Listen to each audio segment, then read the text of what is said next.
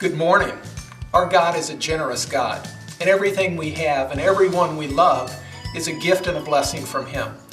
As His people, He has called us to be reflections of His generosity, being cheerful givers in our daily lives. Often when we hear about generosity, our mind goes straight to money, but God's desire for us goes far beyond money.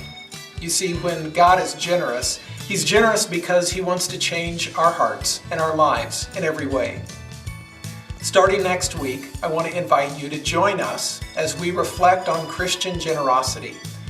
The theme for our sermon series is called Living Generously for the King. And in this series, we're going to talk about how God is by nature abundantly generous and about how His generosity and love changes us so that we become more and more like Him. To be generous people in every way with our time, our talents, and our treasures. I hope that you join us. Thank you.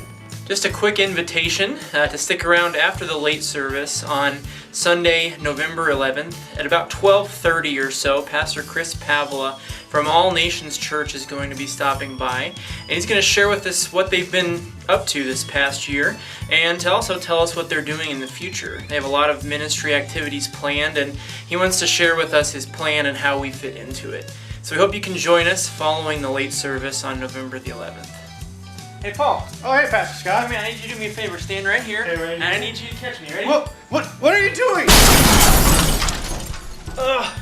Why didn't you catch me, man? What are you doing, Pastor Scott? I'm working on my trust falls here. Everyone keeps telling me I need to be prepared to fall back for some reason. They don't mean to do your trust falls. They mean next week is the beginning of daylight savings time.